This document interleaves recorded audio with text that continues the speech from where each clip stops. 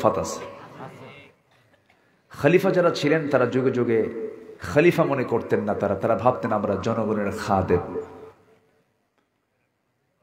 আল্লাহ তুমি তাদের এই মানসিকতায় খেদমতকে করার জন্য যে তার প্রস্তুতি নিচ্ছেন, আল্লাহ পাক সেই তৌফিক আল্লাহ পাক তাদেরকে দান করুন। জোরে বলি আমিন, আরো জোরে আমিন। বেশি জোরে দেওয়া যাবে না আবার।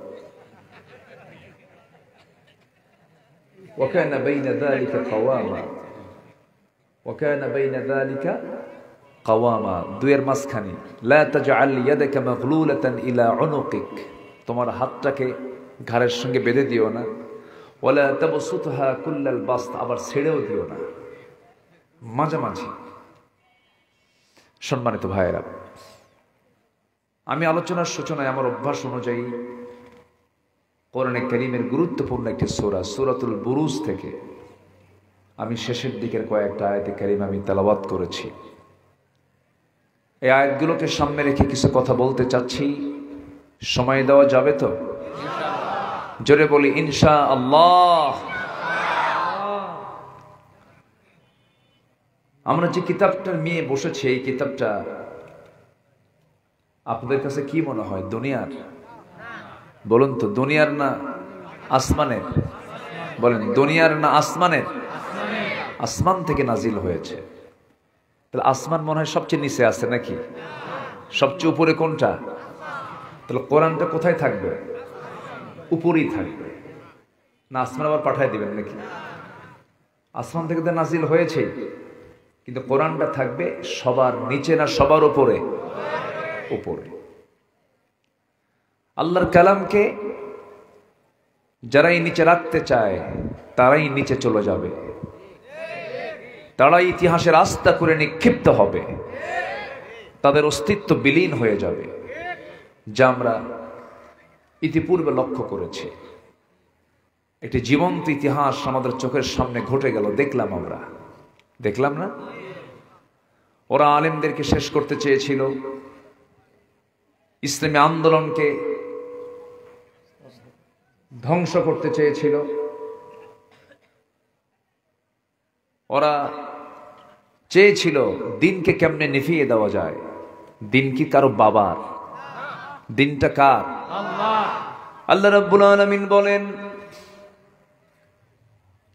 يريدون ليطفئوا نور الله بأفواههم والله متم نوره ولو كره الكافرون। জোরে বলুন আল্লাহু আকবার। ওরা চেয়েছিল মুখের ফুৎকারে দিনকে নিভিয়ে দিতে, কিন্তু কখনো পারবে না। আল্লাহ তাকে পরিপূর্ণ রূপ দিয়ে দিবেন। রাসূলকে কেন পাঠানো হলো? হুয়াল্লাযী আরসালা রাসূলাহু বিল হুদা ওয়া দীনিল হক লিইয়ুযহিরাহু আলাদ-দীনি কুল্লিহি ওয়া কাফা বিল্লাহি শাহীদা। জোরে বলুন আল্লাহু আকবার। তিনি সেই মহান প্রভু যিনি তার রাসূলকে দ্বীনে হক দিয়ে দুনিয়াতে পাঠিয়েছেন, যেন তিনি কি করতে পারেন, দুনিয়ার জিন্দেগিতে যত তৈরি করা মতবাদ আছে, সমস্ত দিন আছে, প্রত্যেকটা দিনগুলোকে সব পরাজিত করে সেই জায়গায় যেন আল্লাহর দিনকে তিনি বিজয়ী করতে পারেন। জোরে বলি সুবহানাল্লাহ। দিনকে যেন বিজয়ী করতে পারেন, এই জন্য আমি তাকে দুনিয়াতে পাঠিয়েছি। সম্মানিত ভাইয়েরা, সেই সফল একটি কিতাব, পরিপূর্ণ একটি কিতাব, মানব জীবনের জন্য যথেষ্ট। এটা কিচ্ছু লাগবে না, শুধু একটা কিতাবই যদি বান্দা ফলো করে, নাজাতের জন্য এই কিতাবই যথেষ্ট। জোরে বলি সুবহানাল্লাহ। সেই কালামে হাকিমের সূরা বুরুজ থেকে আমি কয়েকটা আয়াতে কারীমা আমি তেলাওয়াত করেছি। আয়াতগুলোকে সামনে রেখেই কথা বলতে চাই, কিন্তু ভয় পাচ্ছি ঠান্ডা পড়ে গেছে, রাতও বেশি হয়ে গেছে, আমাকে না বলে দৌড় মারেন কিনা। কোনো আপত্তি নাই তো? বলি ইনশাআল্লাহ। জি, আমরা কোনো জায়গায় কি লস খেতে চাই বলেন তো? আমি মাইকের কথা আরাম পাচ্ছি না, বুঝলেন? এটা কি করছে? এই বক্স কোথায়? এখানে বক্স কোথায়? কোথায়? এখানে মনিটর দাও না একটু। কেন? কে নাইনি?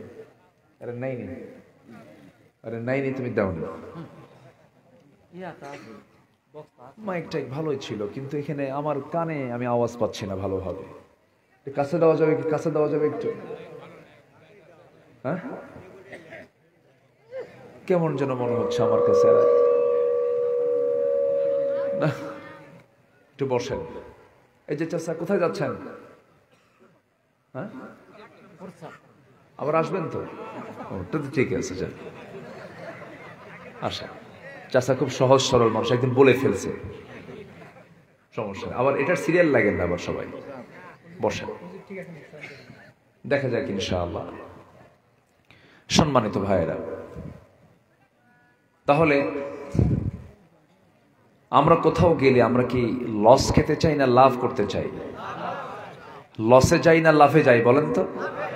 কিন্তু ব্যবসায় লসও আছে, লাভও আছে। শুধু লাভই হবে তা কিন্তু হবে না, লস হতে পারে। লাভ লস দুই ভাইয়ের মতো ব্যবসায়। কিন্তু আল্লাহ বলছেন কিছু কিছু কাজ আছে যে কাজের কোনো লসই নাই। যেরকম সুবহানাল্লাহ। আল্লাহ রাব্বুল আলামিন এক জায়গায় বলেন, ইন্নাল্লাযীনা ইয়াতলুনা কিতাবাল্লাহ ওয়া আকামুস সালাতা ওয়া আনফাকু মিম্মা রাযাকনাহুম সিররান ওয়া আলানিয়াতান ইয়ারজুনা তিজারাতান লান তাবুর। জোরে বলুন আল্লাহু আকবার। নিঃসন্দেহে যারা ঈমান আনবে, নিঃসন্দেহে যারা আল্লাহর কালামকে সুন্দর করে তেলাওয়াত করবে এবং নামাজ কায়েম করবে, এবং আমি যে রিজিক দিয়েছি সেই রিজিক থেকে গোপনে প্রকাশ্যে আমার পথে যারা খরচ করবে, এই তিনটা কাজে ওই বান্দার কখনোই লস নাই। যেরকম সুবহানাল্লাহ। সূরা ফাতিরের এই আয়াতে তিনটা কাজ। আল্লাহর কালামের তেলাওয়াত, নাম্বার 2 হলো নামাজ কায়েম করা, নাম্বার 3 হলো গোপনে প্রকাশ্যে আল্লাহর পথে খরচ করা। এই তিনটি কাজ করবে যারা, তাদের ভাগ্যে কোনোদিন লস জুটবে না। জোরে বলে সুবহানাল্লাহ। এই তিনটা কাজেই এই জাতি এগিয়ে না পিছিয়ে? আসতে কয়, এগিয়ে না পিছিয়ে?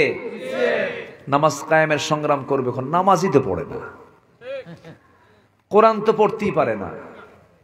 এই জাতির যারা নেতৃত্ব দিয়েছে পার্লামেন্টে, 54 বছরও যারা এমপিগিরি করেছে, তাদের তেলাওয়াতের দশা শুনলে পরে অবাক হয়ে যাবেন। কারি সাহেব যায় নাই, এক এমপিকে তেলাওয়াত করতে দিয়েছে, কেল্লেহেত। শয়তান কয় তোর সে তেলাওয়াত আমার ভালো আছে।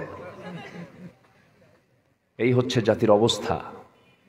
সব দেখা শেষ তো করলাম, এবার একটু কোরআনকে দেখবো আমরা। এত আস্তে ইনশাআল্লাহ বললেন? এ পর্যন্ত দেশের পার্লামেন্টে আলেমরা কি ক্ষমতায় গেছে? টুপিওয়ালারা গেছে? কোরআন যারা চায় তারা কি গেছে এ পর্যন্ত? তো দোষ ধরবেন কি আপনারা? তারা তো ক্ষমতায় পায় নাই, দোষ কি ধরবেন আপনারা? যারা ক্ষমতায় ছিল দেখছেন তো, মদের আইন পাশ করেছে, সুদের আইন পাশ করেছে, বেশ্যাবৃত্তির লাইসেন্স দিয়েছে।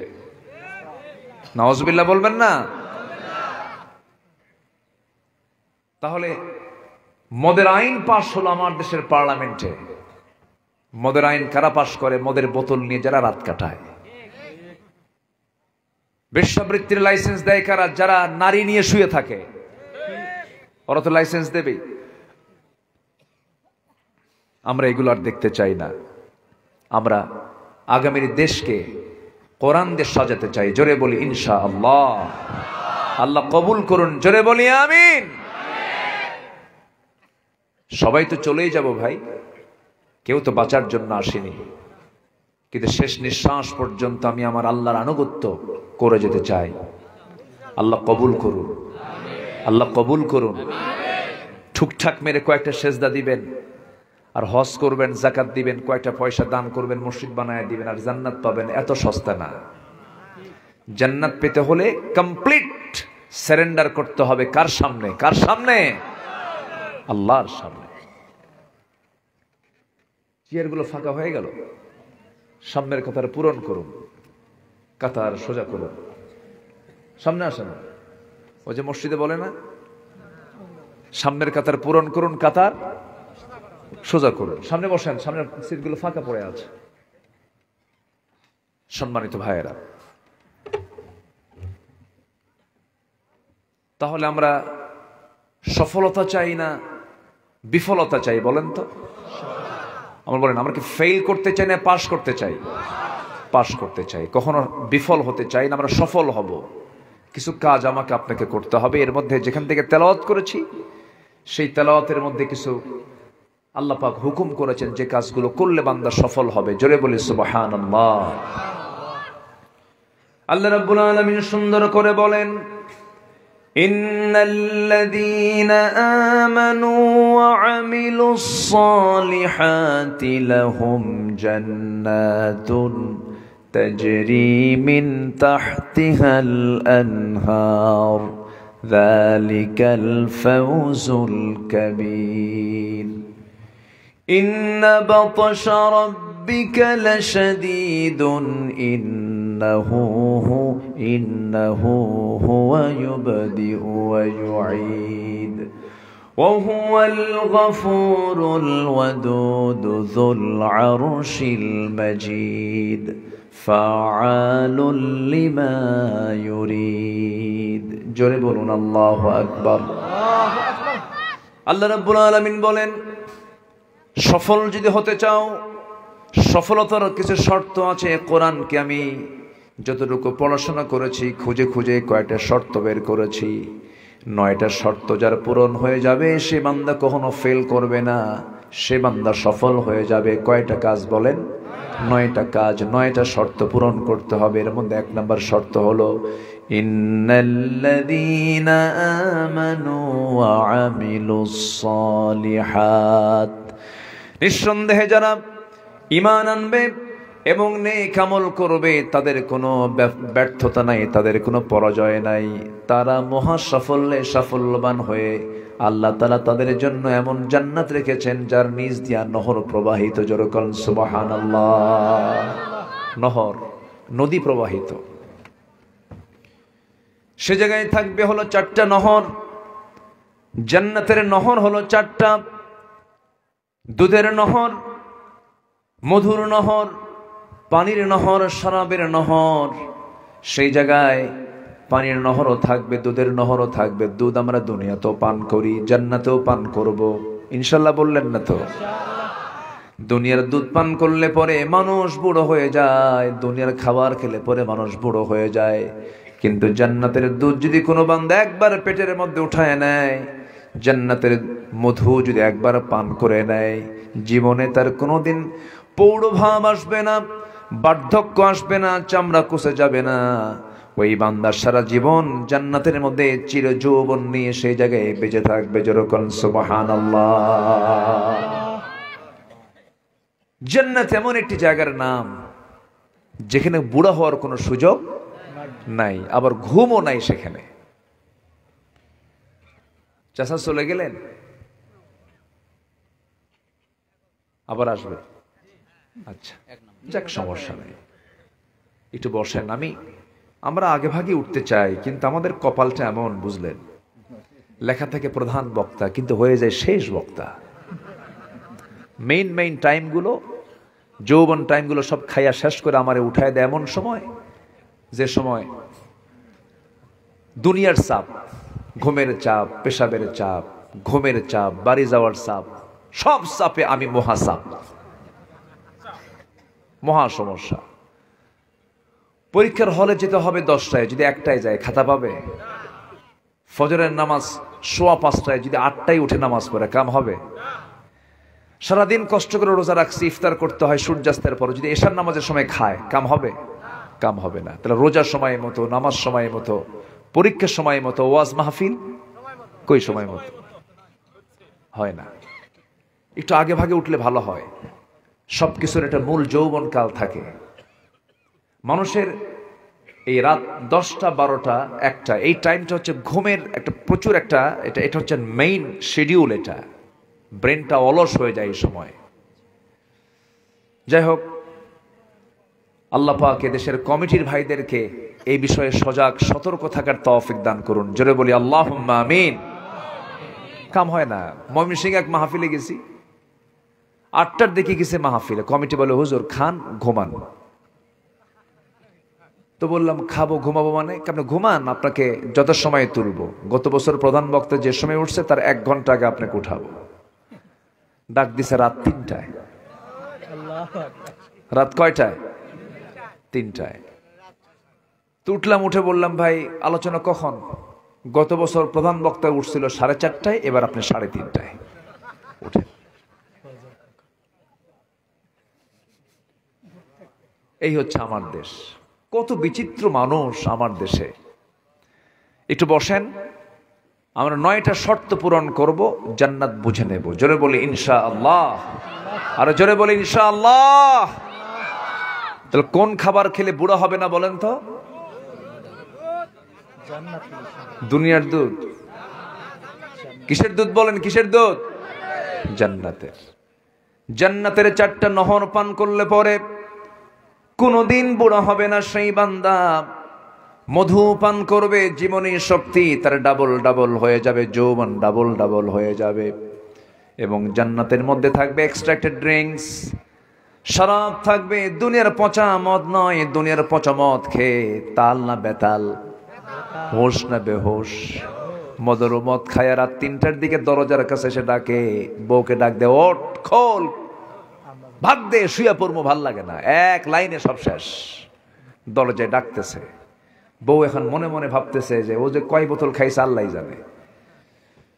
একা আসার সাহস পায় না। ছেলেকে ডাক দিয়ে বলে, বাবা তোর আব্বা আসছে, সাথে চল, না জানি কোন থাপ্পড় চোটে কপালে। ছেলের সাথে নিয়ে দরজার কাছে এসে দরজার হুকটা খুলে, শিকলটা খুলে সামনে দাঁড়ায় আছে। বইয়ের দিক তাকায় আছে, স্বামী লাল টকটকা চোখ। বইয়ের দিকে তাকায় বলে, আম্মা আসসালামু আলাইকুম। বউ বলে, হাইরে আমার পোড়া কপাল। ঘুম থেকে উঠে স্বামীর মুখে মায়ের ডাক, তোমার কি একটু হুঁশ নাই? একটা যুবক ছেলের পাশে দাঁড়ায় আছে, তার সামনে আমার মা বলে ডাকো। ছেলের দিকে তাকায় বলে, দুলা ভাই আসসালামু আলাইকুম। তাহলে দুনিয়ার নেশার প্রতিক্রিয়া হচ্ছে সে পাগল। আর জান্নাতের যে ড্রিঙ্কস আল্লাহ পাক বান্দাকে দিবেন, এতে তার সেন্স, এর মেধা আর শার্প হবে, যৌবন আর ডাবল ডাবল হয়ে যাবে। জোরে বলি সুবহানাল্লাহ। সবাইকে সেই জান্নাতের 4টা নহর পান করবেন? সেই 4 জাতীয় পানীয়, জুস, এগুলো কি সবাই খেতে রাজি আছেন? সবাই নামাজ না পড়লেও হবে। চাচা নামাজ না পড়লে হবে না? এদিকে এরকম দরবার আছে কিনা জানি না। দরবারের মুরিদ হলে নামাজ লাগে না, আছে নাকি? এগুলো আছে। পিটাইয়া সোজা করবেন সবগুলো। যে দরবারের ভণ্ড বলে নামাজ লাগে না, ওই ভণ্ডরে আম গাছের সঙ্গে বাইন্দা দড়ি দিয়ে পিটাইয়া সোজা করবেন একদম। বদমাইশ সেগুলো।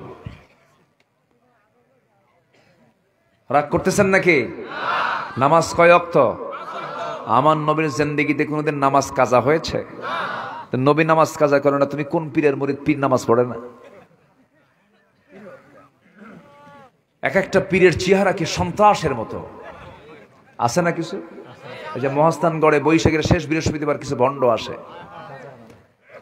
ওদের ভাবসাব দেখে মনে হয় এরা এই গ্রহের মানুষ না, অন্য গ্রহ থেকে আসছে। সে মোষগুলো কি এক একটা মোষের বাহার, মোষ মোটা তো, মানে ভিটামিন কোথাও না থাকলে মোষে ভিটামিন আছে, আছে না নাই?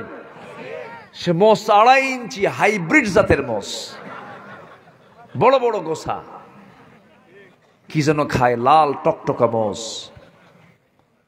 লাল শালু পড়ে আছে, সালার চট পড়ে আছে, হাসেও না কান্দেও না। মানুষ মনে করে এটাই বুঝে আল্লাহওয়ালা, কারণ দুনিয়ার কোনো হুশটুস নাই। যাদের দুনিয়ার হুশ নাই ওরা তো পাগল, ও আল্লাহর ওলি হতেই পারে না, ঠিক কিনা? পাগল, অসামাজিক, ব্যক্তিত্বহীন, কোন নেশাখোর কখন আল্লাহওয়ালা হতে পারে না। এটা মাথায় রাখবেন সব সময়ের জন্য। অনেকদিন আগে আমি গাবতলী দিয়ে যাচ্ছিলাম, ঢাকার গাবতলী দিয়ে মানিকগঞ্জ মাহফিল। আগামীকালকে আমার ওই দিকে মাহফিল আছে, দিনের বেলা আছে হলো গাজীপুরে। তো আমি মানিকগঞ্জ যাচ্ছিলাম, যাওয়ার পথে এরকম সালার চট পরে রাস্তার ফুটপাত দিয়ে হেঁটে হেঁটে যাচ্ছে এক ভণ্ড, পিছে পিছে কিছু লোক যাচ্ছে পাগল। পিছন থেকে ডাকতেছে, বাবা, ও বাবা, তোর বাড়িতে বাপ নাই? বাবা গো। বাবা কোনো কথা বলে না, বাবা কোনো জবাবও দেয় না। বাবা হাঁটতেছে, আবার হাঁটার মধ্যে সে পেশাবও করতেছে।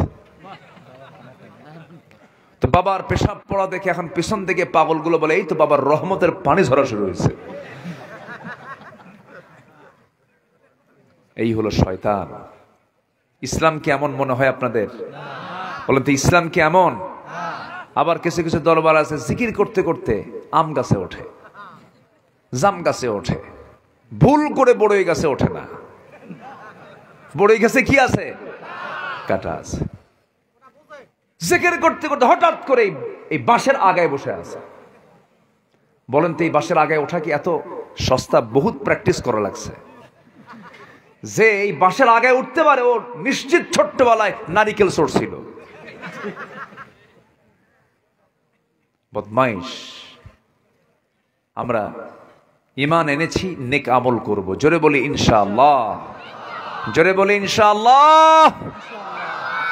ঈমানদার ব্যক্তিত্বহীন হবে না, ব্যক্তিত্ববান হবে, ব্যক্তিত্ব সম্পন্ন হবে। তার কথা, তার হাঁটা, তার পোশাক, তার চাল, তার চলন, তার পরিচ্ছন্নতা, তার উদারতা, তার আচরণ হবে সবার থেকে ভিন্ন। সে হচ্ছে ঈমানদার।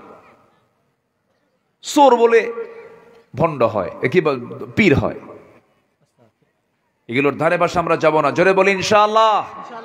নামাজ আছে, ঈমান আছে, নামাজ নাই, তার মজবুত ঈমান নাই। ঈমান নাই বললে আবার আরেক গন্ডগোল লাগবে। দেখেন না, আমার দেশে ফতুয়া, সবাই তো মুফতি ফতুয়া দেয়, নামাজ না পড়ি ঈমান তো আছে আমার। আসলে এরকম বলে না? বলে কিনা? বলে কিনা? বলে। বলেন তো, আমার দেশে নামাজি বেশি না ঈমানদার বেশি? দেখছেন, সব ঈমানদার হয়ে গেছে। নামাজি বেশি না ঈমানদার বেশি? ঈমানদার বেশি, ঈমানদারই বেশি। আপনি নামাজি হয়েছেন তো কি হয়েছে, আমার ঈমান আছে তো। তুই নামাজি, আমি ঈমানদার, যা। ও 1 ডিগ্রি উপরে আছে। আমার বন্ধুগণ, মুসলিম হতে হবে, ঈমানদার হতে হবে, আমলওয়ালা ঈমানদার হতে হবে। আমলহীন ঈমানের কোনো মূল্য নাই, আবার ঈমানহীন আমলের কোনো মূল্য নাই। সমস্ত সম্পত্তি আপনি দান করে গেছেন, কিন্তু ঈমান নাই, ওই দানের কোনো 4 পয়সা মূল্য নাই। আবার ঈমান আছে, কোনো আমল নাই, তারও কোনো দাম। দুইটাই সমান তালে থাকতে হবে। যেখানে ঈমানের কথা সেখানে আমলের কথা আল্লাহ রাব্বুল আলামিন বলেছেন। আরেক জায়গায় বলছেন, সূরা কাহফ আরেক স্টাইলে বলছেন, ইন্নাল্লাযীনা আমানু ওয়া আমিলুস সালিহাতি কানাত লাহুম জান্নাতুল ফিরদাউসি নুজুলা খালিদিনা ফিহা লা ইয়াবগুনা আনহা হিওয়ালা। জোরে বলুন আল্লাহু আকবার। ঈমান যারা আনবে, নেক আমল যারা করবে, আমি আল্লাহ তাদের জন্য 7 নাম্বার নয়, 8 নাম্বার নয়, 6 number, 5 number, 4 number, 3 number, 2 number নয়, ভালো নেক আমল করলে পর আমি তাকে 1 নাম্বার জান্নাত, জান্নাতুল ফিরদাউস বানা দিয়ে দেব। জোরে কোন সুবহানাল্লাহ। সবাইকে জান্নাত নিতে রাজি আছেন তো? বলেন, সবাইকে জান্নাত নিতে চান? জান্নাত নিতে হলে জান্নাতের লাইনে থাকতে হবে, জাহান্নামের লাইনটা ছেড়ে দিতে হবে। জান্নাতকে পাওয়ার জন্য কোশিশ থাকতে হবে। জান্নাতের লাইনে আমাকে চলতে ফিরতে হবে।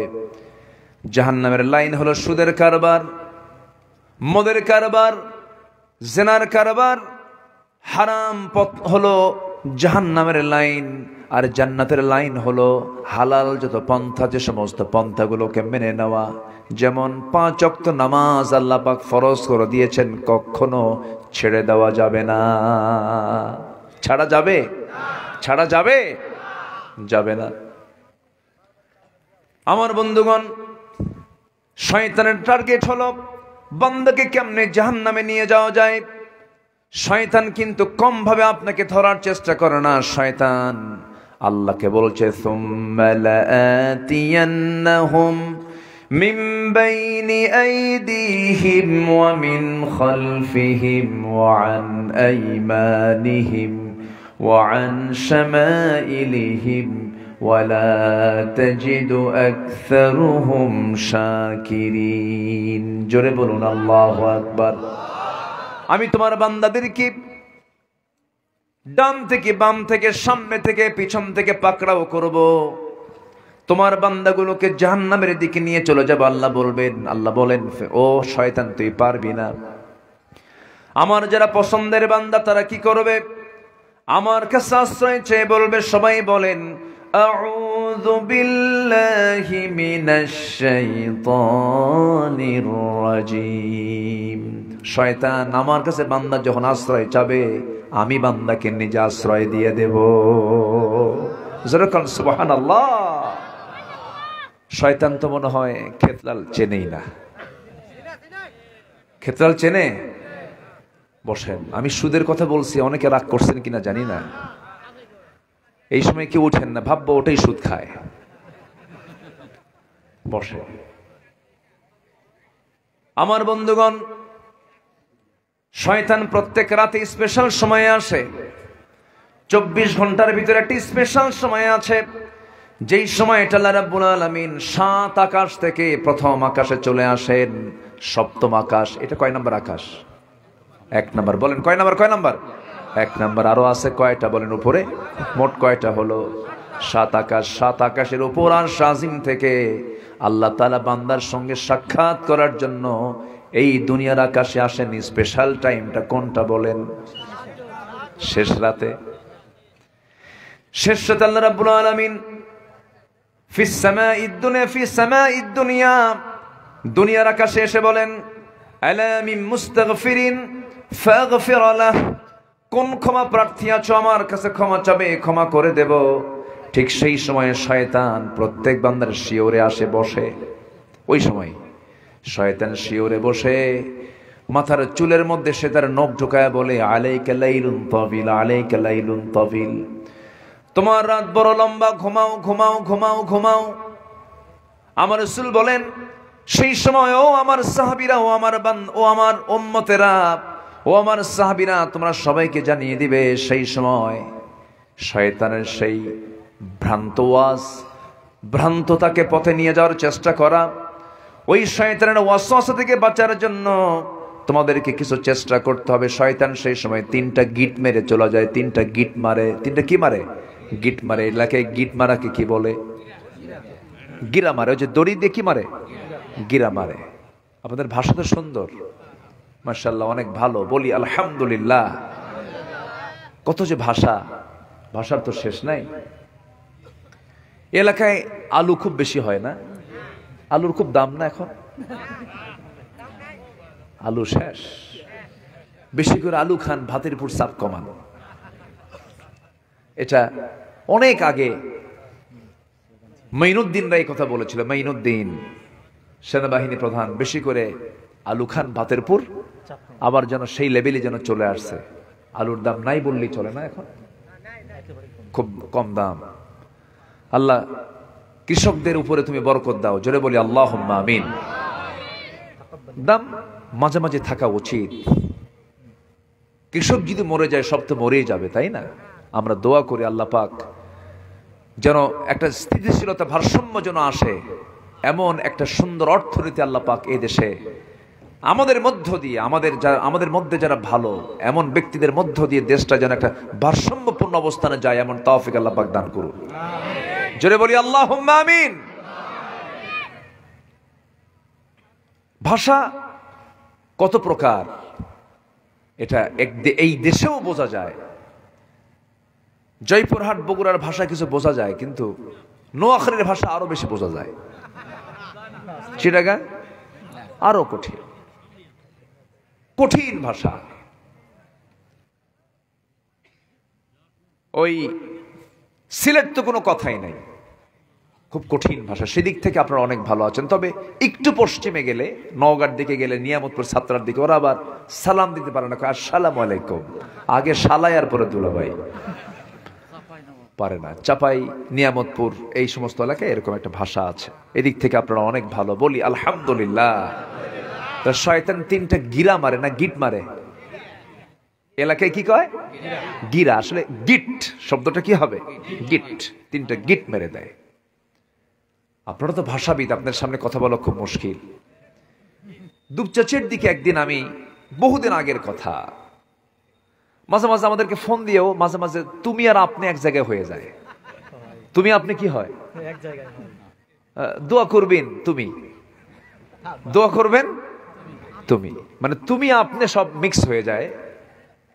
ভালো লাগে, মজা, খুব সুন্দর লাগে। কে গুরু আপনি খাবিন তো খাবিন না, খাবিন তো কুদকুদাবিন না, ঠিক আছে না? এরকম গুরুকে আপনিও বলে আবার, তাই না?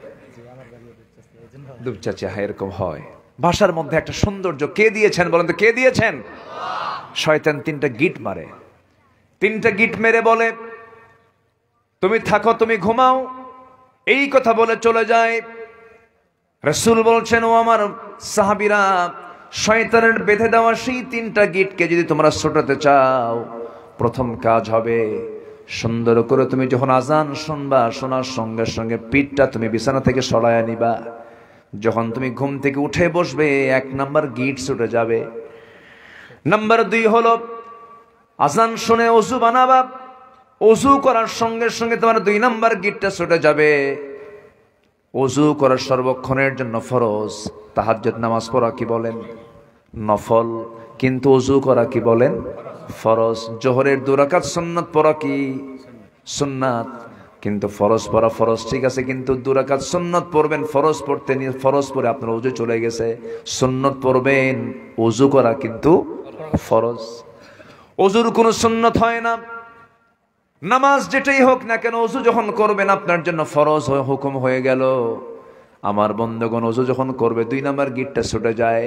বান্দা যখন নামাজের উদ্দেশ্যে বাড়ি থেকে পায়ে হেঁটে হেঁটে মসজিদের দিকে রওনা দিয়ে যখন বান্দা যখন সূরা ফাতিহা পড়ে রুকুতে চলে যায়, নামাজটা যখন আদায় করে, 24 ঘন্টার জন্য 3 নাম্বার গিট ছুটে যাওয়ার পর 24 ঘন্টার জন্য শয়তান তার কাছে আসার আর সাহস পায় না। জোরে বলেন সুবহানাল্লাহ। গিট মারে কয়টা বলেন? কোন সময় বলেন? কোন সময়? শেষ রাত্রিতে। সবাইকে এই 3টে গিট ছুটাতে রাজি আছেন? সবাইকে রাজি আছেন? কারা কারা? দেখি গিট কারা কারা ছুটাবেন দেখি। জোরে বলি ইয়া আল্লাহ, আমাদেরকে 5 ওয়াক্ত সালাত আদায় করার তৌফিক তুমি আল্লাহ দিয়া দাও। জোরে বলি আমিন, আরো জোরে আমিন। নামাজ কয় ওয়াক্ত? সবচেয়ে বেশি মুসল্লি খুঁজে পাওয়া যায় কোন ওয়াক্তে বলেন? জুমার নামাজ। কোন নামাজ বলেন? কোন নামাজ? আর সবচেয়ে কম মুসল্লি কোন ওয়াক্তে বলেন? ফজরে। কিন্তু গ্রামে যদি জরিপ করেন, গ্রামের মধ্যে যারা বসবাস করে সবচাইতে বেশি টাইম থাকে, মানে সবচাইতে বেশি উপস্থিত থাকে যে নামাজের টাইমে, সেটা কোন নামাজ বলেন? এশাও বাইরে থাকে, মাগরিবও বাইরে থাকে, অনেকে আসরও বাইরে থাকে, জোহরও বাইরে থাকতে পারে, কিন্তু একটা টাইম সবাই থাকে গ্রামে, সেটা বলেন কোন সময়? সবচেয়ে কম মুসল্লি কোন সময়?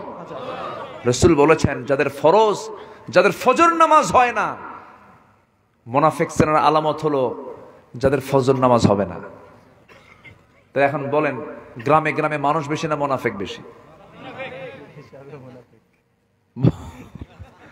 বলেন। ফজর নামাজ পড়ে না।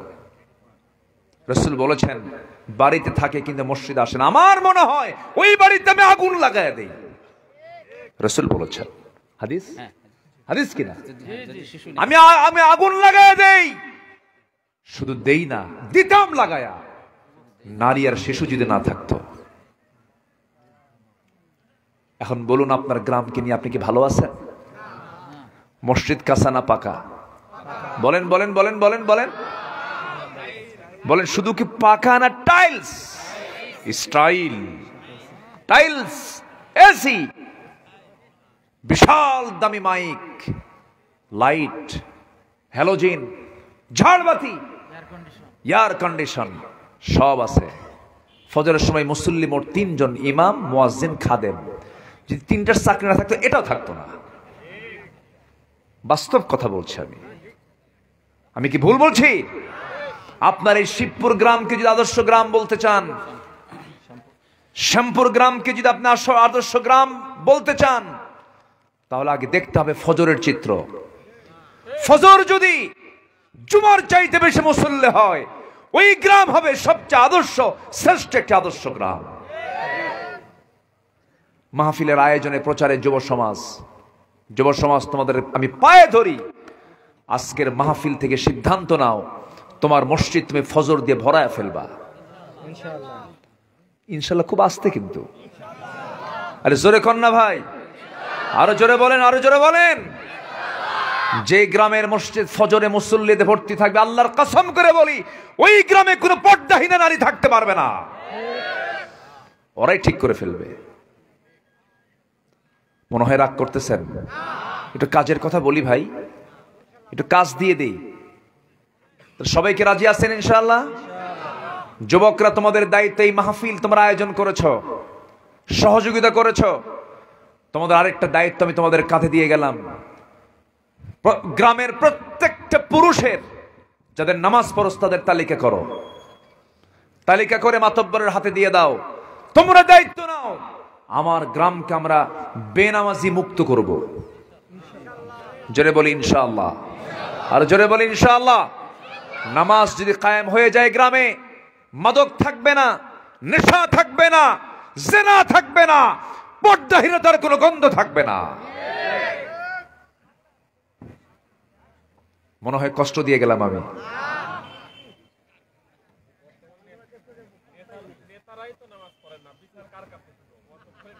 হ্যাঁ, এখন লাইনে আসি একটু। ঠিক আছে, দেখবো নে কতক্ষণ থাকবেন আপনারা বলেন। আমি যতক্ষণ আছি থাকতে রাজি আছেন তো? এই এলাকায় একটা থানার নাম আছে 5 বিবি, না? আল্লাহ কইছে 4 বিবির কথা, এখানে 5 বিবি কেন বুঝলাম না, তাই না? আল্লাহ কয় বিবির কথা কইছে? 4 বিবি, কিন্তু এখানে কয় বিবি? কি যে হলো, কে যে 5টা করছে আল্লাহ জানে। খুব ভালো। জেলার নাম জয়পুরহাট, কোনো পরাজয় নাই, খালি জয় আর জয়। কিন্তু ফজরে মুসল্লি নাই। ফজরে কি নাই? তাহলে জয় না পরাজয় হলো? তাহলে পরাজয় হাট, পরাজয়ের হাট। আমরা পরাজিত হয়ে গেছি, আমরা হেরে গেলাম শয়তানের কাছে। নামাজ পড়বো আমরা কয় ওয়াক্ত বলেন তো? আসতে বলেন, কয় ওয়াক্ত নামাজ? 5 ওয়াক্ত নামাজ। নামাজ ছেড়ে দেওয়া যাবে না। রাসূল বলেছেন, মান তারাকা সালাতান মুতাআম্মিদান ফাকাদ কাফার। আল ফারকু বাইনাল মুমিন ওয়াল কাফির তারকুস সালাত। নামাজ আছে, ঈমান আছে, নামাজের সঙ্গে সম্পর্ক নাই যার, রাসূল বলেছেন কাফের আর মুমিনের মধ্যে পার্থক্য সৃষ্টি হলো নামাজ। নামাজ ছেড়ে দেওয়া যাবে না। কোন ইমাম বলেছেন, ইসলামী রাষ্ট্রের মধ্যে যদি কোনো নাগরিক নামাজ না পড়ে তাকে ফাঁসি দাও। তাকে কি দাও? ফাঁসি দাও। এত বড় অপরাধ। কোরআনকে প্রশ্ন করুন, কোরআন তুমি বলে দাও কোন অপরাধ সবচেয়ে বড় অপরাধ, বলে দাও।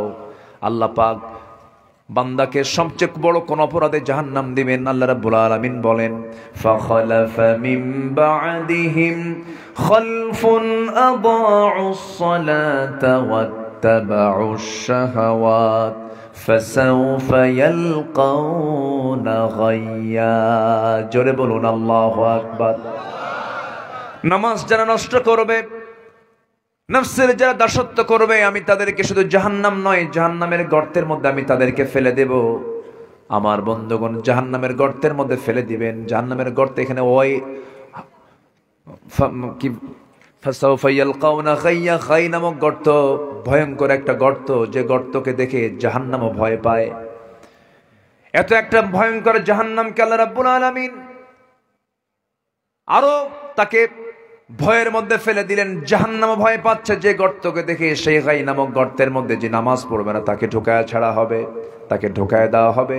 এই জন্য আমার বন্ধুগণ, আমার দেশের সবচেয়ে বড় অপরাধ এখন যদি লক্ষ্য করা হয়, এই জাতির মধ্যে সবচেয়ে বড় অপরাধ হলো জাতি নামাজ পড়ে না। এই যে জাতি নামাজ পড়ে না, এই যে জাতি নামাজের কাছে আসে না, এই 54 বছর এই জাতির নেতৃত্ব যারা দিয়েছে তারা নামাজের জন্য কি পরিশ্রমটা করেছে, এখানে প্রশ্ন। এই যে ভাই উত্তরটা শোনেন, উত্তর দিচ্ছি। এই যে জাতি নামাজ পড়ে না, 54 বছরই কত নেতৃত্ব আমরা দেখলাম, কত ক্ষমতায় আসা দলকে দেখতে পেলাম। এই মুসলিম জাতিকে নামাজের দিকে নিয়ে আসার জন্য এই চুল পরিমাণ কোনো ফিকির ছিল না। তার বড় প্রমাণ হলো তারা মদের আইন পাশ করেছে, সুদের আইন পাশ করেছে, জিনার আইন পাশ করেছে, কিন্তু হিম্মত করে মুসলমানের সন্তান হয়ে নামাজের আইন পাশ করতে পারে নাই। ঠিক কিনা? সব দেখছি আমরা, কারো 8 বছর, কারো 16 বছর, কারো 25 বছর। ঠিক কিনা? দেশ চালিয়েছে কেউ 8 বছর, কেউ 16 বছর, কেউ 25 বছর। দেখেছে আইয়ুবের শাসন, মুজিবের ভাষণ, জিয়া কেটেছেন খাল, চাচা এরশাদের তাল বেতাল, আর মাঝখান দিয়ে চলছে শুধু হরতাল আর হরতাল। সব দেখা শেষ, আগামীর দেশ কোরআন হাদিসের বাংলাদেশ। সবাই কি দেখতে রাজি আছেন? রাজি আছেন কারা কারা? হাত উঁচু করে দেখান মুসলমান।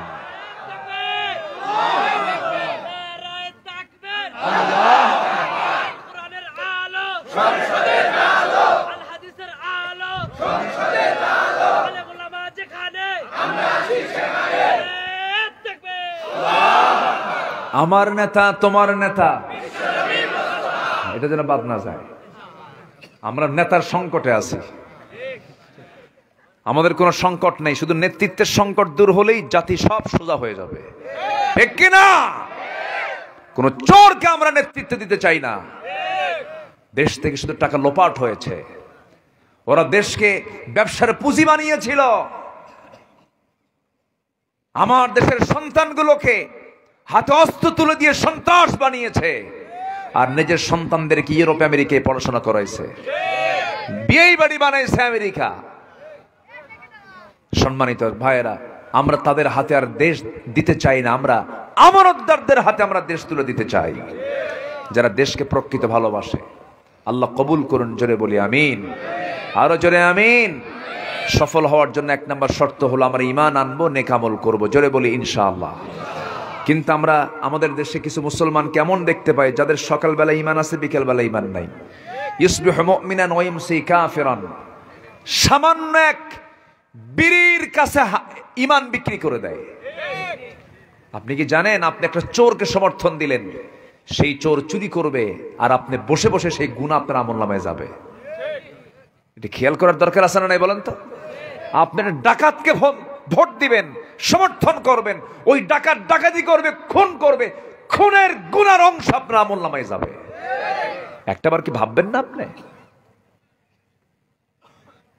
মনে হয় কষ্ট দিচ্ছে আপনাকে। কথাগুলো বলার কি দরকার আছে ভাই? আচ্ছা, এই ওঠে কেন, যাচ্ছে কেন এই লোকগুলো? যাচ্ছে সবই কি 1 নাম্বার? বসেন, একটু বসেন না ভাই। কত সময় কত দিক চলে যায়। শেষ বিশ্বকাপ খেলা হলো কোন সালে জানো? আমি কক্সবাজার থেকে আসতেছি মাহফিল করে, ফিরতেছি ঢাকার দিকে, রাত 2টার দিকে হঠাৎ করে ফোন। ভাবলাম কোনো মৃত্যু অথবা কোনো ইমার্জেন্সি কোনো নিউজ হতে পারে। সালাম দিয়ে বলে, হুজুর আমি আপনার কাছে ফোন দিয়েছি, একটু খাস করে দোয়া করবেন। অত রাতে দোয়া হয় কোন? তো বললাম, আপনি ফোন দিয়েছেন কেন, কি ব্যাপারটা কি? হুজুর আমি নিজেও দোয়া করলাম, আপনিও দোয়া করবেন। আমি কিছুক্ষণ আগে 2 রাকাত নামাজ পড়েছি, কিছুক্ষণ পর ব্রাজিল আর্জেন্টিনার খেলা। আমার রাগ এমন উঠলো, কি কব আর।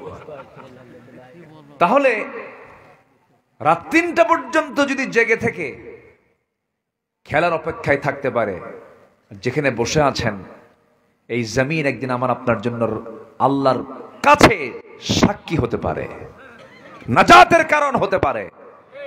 একটা লোক উঠবেন না, জোরে বলি ইনশাআল্লাহ। কত সময় কত জায়গায় চলে যায়। এই জায়গায় বসার যে সম্মান, যে মর্যাদা, এটা যদি কেউ বুঝতো, লটারি দিয়ে হলেও বসতো, এই জায়গায় উঠতো না, টিকিট কেটে বসে থাকতো।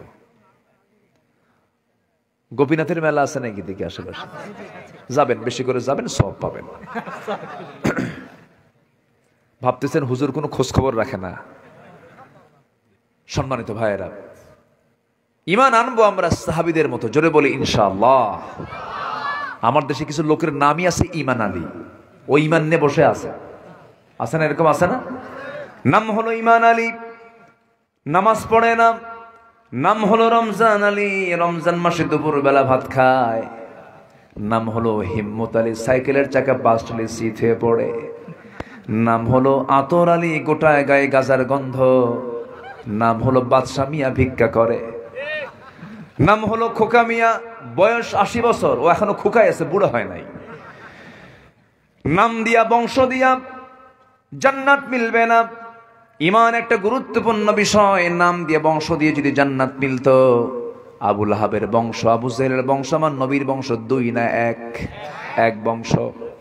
বাবার পরিচয় দিয়ে যদি সন্তান জান্নাত পেয়ে যেত, নূহ আলাইহিস সালাতু ওয়াস সালাম নবী ছিলেন, তার ছেলে কেনান, জান্নাত না জাহান্নাম? জাহান্নাম। নবীর বউ লূত আলাইহিস সালাতু ওয়াস সালামের বউ ছিল একজন কাফেরা, জান্নাত না জাহান্নাম? জাহান্নাম। স্বামীর পরিচয় দিয়া, ছেলের পরিচয় দিয়া, বাবার পরিচয় দিয়ে যদি জান্নাত মিলে যেত, ইব্রাহিম আলাইহিস সালাতু ওয়াস সালাম একজন নবী ছিলেন, তার বাবা ছিল একজন মুশরিক আযার, জান্নাত না জাহান্নাম? জাহান্নাম। অতএব কোন বংশের পরিচয় দিয়ে জান্নাত মিলবে না, বাবার পরিচয় দিয়ে জান্নাত মিলবে না। জান্নাত পেতে হলে বংশ লাগবে না ঈমান লাগবে? সফলতার 1 নম্বর শর্ত হলো ঈমান। 9টা শর্ত আছে, কেবল চলতেছে কয় নাম্বার বলেন? নুরু। ওয়াজ কি শেষ না শুরু? বহু লম্বা লম্বা কথা। একজন সাহাবীর কথা মনে হলো, মাসখানেক আগে, মাস দেড়েক আগে গিয়েছিলাম মক্কা মদিনায়, ঘুরে আসলাম। আহারে, নবীর মদিনায় যখন হাঁটতাম মনে হতো আমার প্রিয়জন এখানে শুয়ে আছেন, আমার প্রাণের চেয়ে প্রিয় শুয়ে আছেন। ইমাম মালিক রাহিমাহুল্লাহ মদিনার মাটিতে যখনই আসতেন, কখনো তিনি জুতা পায়ে হাঁটতেন না। যখন বলা হতো, মালিক তুমি জুতা পায়ে হাঁটো না কেন? তপ্ত রোদের, এই তপ্ত রোদ, এই তপ্ত রোদে তোমার পাটা ঝলসে যাবে, কেন তুমি খালি পায়ে হাঁটো? তিনি বলতেন, ভাইরে, যে মদিনার মাটিতে রাসূল শুয়ে আছেন, সেই মদিনার মাটিতে আমি কেমনে জুতা পায়ে হাঁটি? কারণ জীবনের চাইতে রাসূলকে বেশি ভালোবাসি। জোরে কোন সুবহানাল্লাহ। আমার বন্ধুগণ, কাদের মতো ঈমান আনতে হবে? একজন সাহাবীর কথা মনে হয়ে গেল, ঈমান এনেছেন, কত বড় পরীক্ষা চলে আসলো। আপন চাচা বলে ফেলতেছে, ভাতিজা, বাপ মরে গেছে, তোকে দেখেছি, তুই এতিম ছিলি, তোকে বড় করেছি, শুনলাম তুই নাকি ঈমান এনেছিস।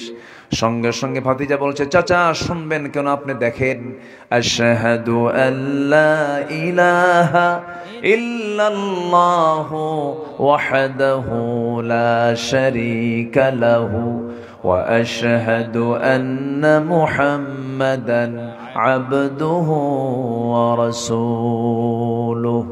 হেদায়েতের মালিক কে? চাচা বলছে, ভাতিজা, আমার বাপ দাদার ধর্মে তুমি চুনকালি মেরেছ, তোমাকে রক্ষা নাই। তুমি কি জানো এর ফলাফল কি হতে পারে? সব সম্পত্তি জোর করে তোমার হাত থেকে ছিনিয়ে নেব। মুস্কি হাসি মেরে বলছে, চাচা, সম্পদ ছিনিয়ে নেওয়ার হুমকি দেখান। আপনি কি জানেন আমার ঈমানের কাছে শুধু আমার সম্পদ কেন, গোটা দুনিয়ার সম্পদ আমার কাছে তুচ্ছ। জরকান সুবহানাল্লাহ।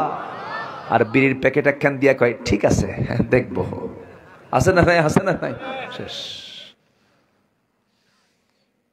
আমার বন্ধুগণ, চাচা খেপে গেল, রেগে গেল, জামায় কলারে হাত দিয়ে টেনে জামা ছিঁড়ে ফেলল, পরনের লুঙ্গিটা পর্যন্ত খুলে রক্তাক্ত করে ঘাড় ধাক্কা দিয়া ঘর থেকে তাকে উলঙ্গ করে বের করে দিয়েছে। বের হয়ে গেলেন ঈমান নিয়া, কি নিয়া? ইমান নিয়ে সব ছাড়লেন, কি ধরলেন? ইমান ধরলেন। মার দরজায় গিয়ে বলছে, মা দরজা খুলো, আমাকে দেখো না, আমাকে উলঙ্গ করে চাচা ঘর থেকে বের করে দিয়েছে। মার কাছ থেকে একটা চাদর নিলেন, ছোট্ট একটা কাপড় নিয়ে কোনো মতো সতরটা ডাকলেন। সেই সময় শীতকাল চলে, শীতের মধ্যে খালি গায়ে হেঁটে হেঁটে তিনি ওই মদিনা পর্যন্ত, নবীর দরবার পর্যন্ত চলে গেলেন। নবীর দরবারের সামনে গিয়ে, দরজার সামনে গিয়ে দাঁড়ায় নক করছেন, ইয়া রাসূলুল্লাহ সালামুন আলাইক। নবীজি দরজা খুলেই দেখেন গায়ে কিছু নাই, থরথর করে কাঁপে, চেহারা সাদা হয়ে গেছে, ঠান্ডায় কাঁপতেছে।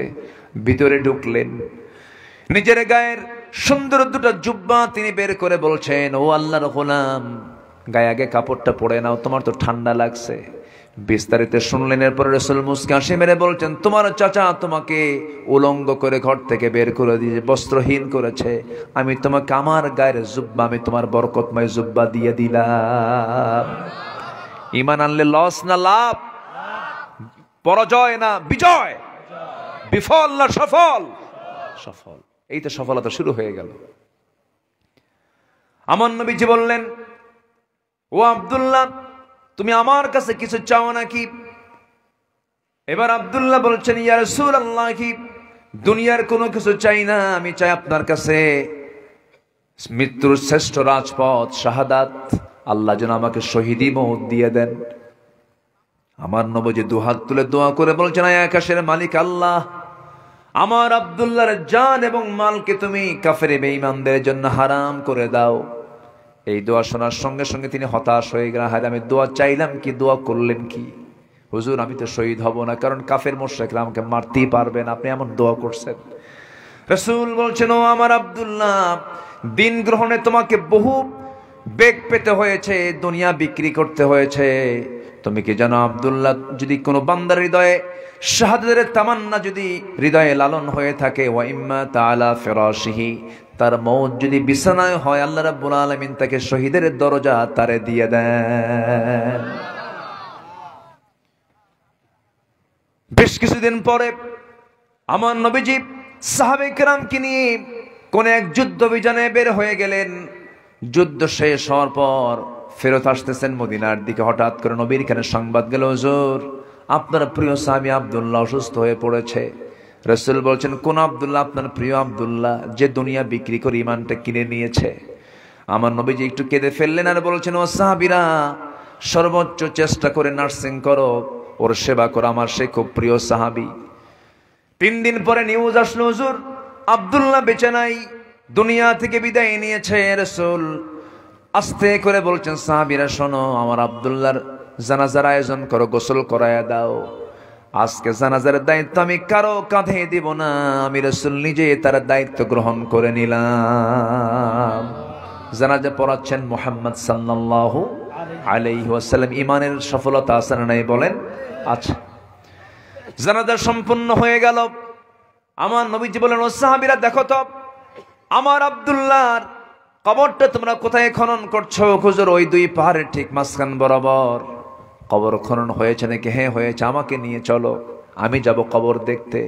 নবীজি কবরের সামনে গিয়ে দাঁড়ালেন, আবেগ আপ্লুত হয়ে কাঁদতে কাঁদতে বলছেন, সাহাবীরা, আমার আব্দুল্লাহর লাশ এই কবরে আমি কাউকে নামাতে দেব না, আমি নিজে আমার আব্দুল্লাহর লাশ আমি কবরে নামায় নেব। আমার নবীজি নিজে আগে কবরে নামলেন। কবরে নামার পরে আমার রাসূল বলছেন, ও আমার আবু বকর, আমার ডানে নামো, ও আমার ওমর, আমার বামে নামো। দুজনকে 2 পাশে নামায়া দিলেন। আমার নবীজি 2 হাত সামনের দিকে আগায়া দিলেন। সুন্দর করে আব্দুল্লাহর লাশ যখন তিনি ধরলেন, বলছেন, আবু বকর মাথা ধরো, ওমর পাটা ধরো। 3 জন মিলে কবরে শোয়া দিলেন। বুকের উপরে হাত রেখে আমার নবীজি আকাশের দিকে তাকায় বলছে, আকাশের মালিক আল্লাহ, এই মুহূর্ত পর্যন্ত আমি আব্দুল্লাহর উপরে সন্তুষ্ট আছি, আমি আব্দুল্লাহকে খুব ভালোবাসি। ও আল্লাহ, আমার আব্দুল্লাহকে তুমি ভালোবাসো, আমার আব্দুল্লাহকে তুমি মাফ করে দাও, আমার আব্দুল্লাহর প্রতি তোমার রহমতের বৃষ্টি নাযিল করো। এমন করে দোয়া করছিলেন। আর পাশে দাঁড়িয়ে থাকা পাশে দাঁড়িয়ে থাকা এক অসহায়ের মতো ব্যক্তি, দাঁড়িয়ে থাকা এক অসহায়ের মতো মনে হচ্ছে। সাদ বিন আবি ওয়াক্কাস বলছেন, আকাশের মালিক আল্লাহ, আমি আজকে জীবিত সাদ বিন আবি ওয়াক্কাস না হয়ে যদি ওই কবরের বাসিন্দা হতাম, জীবনটা বড় ধন্য হতো। কারণ যে কবরবাসীকে দাফন করার জন্য পৃথিবীর সেরা সেরা তিনজন মানুষ তার যার কবরে নেমে যায়, জোরে কোন সুবহানাল্লাহ। ইমানের সফলতা, ইমানকে লালন করব আমরা। সবার আগে ইমানকে আমরা প্রাধান্য দেব। ইমানদার মিথ্যুক হবে না, ইমানদার গীবতকারী হবে না, ইমানদার হিংসুক হবে না, ইমানদার চগলখোর হবে না, ইমানদার জমি ঠেলবে না, ইমানদার বান্দার প্রতি জুলুম করবে না, ইমানদার কখনো মিথ্যা সাক্ষ্য দেবে না, ইমানদার কখনো আল্লাহর আইনকে লঙ্ঘন করবে না। ইমানদার হবে সকল বান্দার চাইতে স্বতন্ত্র, জোরে কোন সুবহানাল্লাহ। হিংসা আছে? হিংসা না, এলাকায় হিংসা নাই। জমি কেনে একজন, ঘুম হয় না আরেকজনের, আছে কি না? কিনলো কেমন জমিটা? শ্যামপুর গ্রামের একটা ছেলে বড় অফিসার হলো, অমুকের ছেলে বড় অফিসার হয়ে গেছে, আরেকজনের ঘুম নাই। আরে হলো কেমনে রে? হ্যাঁ, কেমনে হলো? এই যে জলে, এটার নাম হলো হিংসা। এটার নাম কি বলেন তো? হিংসা। বলা উচিত, আল্লাহ তুমি তাকে দিয়েছ, আমারও দাও। আল্লাহ তুমিও তাকে বড়, তুমি তাকেও বড় করো, আমাকেও বড় করো। এই উদারতা থাকতে হবে ইমানদারদের মধ্যে। জোরে বলি ইনশাআল্লাহ। আগের যুগে মানুষ বিয়ে করতে যেত ঘোড়ায় চড়ে, আবার গরুর গাড়িও ছিল, তাই না? পালকি ছিল। তো ঘোড়ার চড়ে অনেক সময় বিয়ে করতো আগের যুগের মানুষ। তো বিয়ে করবে এক ছেলে, গ্রামের এক মুরব্বীর শুধু একটা ঘোড়া আছে, আর কারো ঘোড়া নাই। তাকে কি বললো, চাচা আমার অমুক দিন বিয়ে, আমাকে ঘোড়া দিবেন? ওই চাচার খুব রাগ ছিল এই যুবকের উপরে, ঢালছে রাগ, সবাই রে দেব, তোরে ঘোড়া দেব না, যা। হয়তো কোনো বেয়াদবি করছে, রূপক অর্থে বলছি। মনটা খারাপ করে বাড়িতে চলে গেছে। কদর আসছে, কদর, সবে কদরের রাত্রিতে নামাজ কালাম পুইরা শেষে দোয়া করতেছে, আল্লাহ আমার আজকের দোয়ায় আমার কোনো চাওয়া নাই, আমার পরিবারের পক্ষ থেকেও কোনো চাওয়া নাই। আল্লাহ আজকে রাত্রে আমার একটাই দোয়া, বুড়ার যেন ঘোড়া মরে। বুড়ার যেন কি মরে? ঘোড়া মরে। এই দোয়া করে মসজিদ থেকে বের হয়ে আসছে, এসে দেখে বাড়িতে ওর মা কান্দে। মা তুমি কান্দো কেন? কে বাবা তোর গরু মরছে। কি মরছে? দোয়া কবুল হয়েছে কি হয় নাই? হয়েছে। মালাকুল মউত ঠিকই আসছে, কিন্তু ঘোড়ার কাছে না গরুর কাছে? গরুর কাছে। হিংসা করবেন, নিজেই শেষ হয়ে যাবেন, নিজেই শেষ, অন্যের কোনো ক্ষতি হবে না। হিংসুক ইমানদার হবে না, মিথ্যুক ইমানদার হবে না, গীবতকারী ইমানদার হবে না, চগলখোর ইমানদার হবে না। ইমানদার হবে সলিড ব্যক্তিত্ব সম্পন্ন মানুষ। আল্লাহু আকবার বলেন। সে হবে স্বতন্ত্র, সে আলু হবে না, সে হবে মিষ্টি আলু। আলুর কাজ হলো, ও আলু দিয়ে কি হয় না, আলু দিয়ে সবে আলুর চপ, আলু ভর্তা, আলুর ডাল, আলু ঘাটি, ঠিক কিনা কোন? সবই হয় আলু দিয়া, কিন্তু মিষ্টি আলু দিয়া সব হয়? শুধু লবণ দিবেন, সিদ্ধ করবেন, খাবেন, এটাকে অন্য কোনো কাজে লাগানো যাবে না। আমরা মিষ্টি আলু হব না গোল আলু হব? দেখেন গোল আলু হব। এতক্ষণ ওয়াজ করে ঠিক বুঝলাম, গোল আলু তো যাত্রায় যায়, গোপীনাথও যায়, আবার হজেও যায়। আমরা ওই নেতৃত্বের মুখে জুতা মারি যারা মসজিদ কমিটির সভাপতি, ওয়াজ মাহফিলের সভাপতি, আবার যাত্রা কমিটির সভাপতি, জুতা দিয়া পিটাইয়া সোজা করবো এই নেতাগুলো করে আমরা, ঠিক কিনা? এগুলো মানি না আমরা। ইমামকে ঠিকই ভালো দেখেন, ইমাম যখন নেবেন বলবেন যে দেখো তো ইমাম সাহেব বিড়ি খায় নাকি, দেখো তো ইমাম সাহেবের চোখ ঠিক আছে কিনা দেখো। ইমাম সাহেব নেওয়ার সময় দুনিয়ার কিছু খুঁজে খুঁজে বের করেন। আপনার ইমাম যদি গাঁজা খায় নামাজ পড়াতে দেবেন?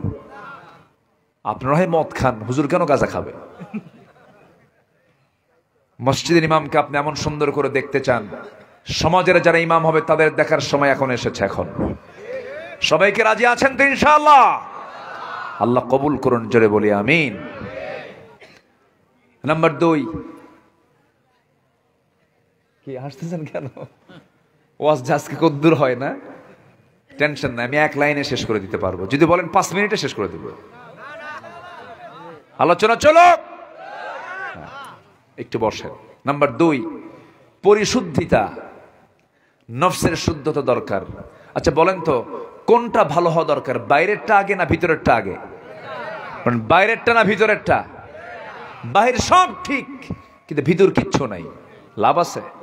লাভ নাই। ভিতরটা আগে ঠিক করতে হবে। ভিতর হচ্ছে নফস। ভিতরটা কি বলেন তো? নফস। সুন্দরী মেয়ে দেখলেই কি দেখতে মন চায়? চুপ করে আছে, মনে হয় সব ফেরেশতা বসে আছে, বুঝলেন? নিষ্পাপ মাসুম বাচ্চা সব। সুন্দরী নারী দেখলে কি দেখতে মন চায়? এখন তো মনে হচ্ছে পুরুষ, দেখতে মন চায়, দেখা যাবে? দেখতে মন চায়, তাকাই তো মন চাবে, তাকানো যাবে। এটার নাম ঈমান। এটার নাম কি বলেন? ঈমান। এটাই হচ্ছে নফসের শুদ্ধতা। নফসকে রোগী বানানো যাবে না, নফসকে রোগাক্রান্ত করা যাবে না। মন চাবে আমি চেয়ে থাকি, মন চাবে আমি খারাপ কাজে যাই, কিন্তু যাওয়া যাবে না। এটার নাম হচ্ছে নফসের শুদ্ধতা। আমরা নফসকে শুদ্ধ রাখবো, জোরে বলি ইনশাআল্লাহ। আল্লাহ রাব্বুল আলামিন বলেন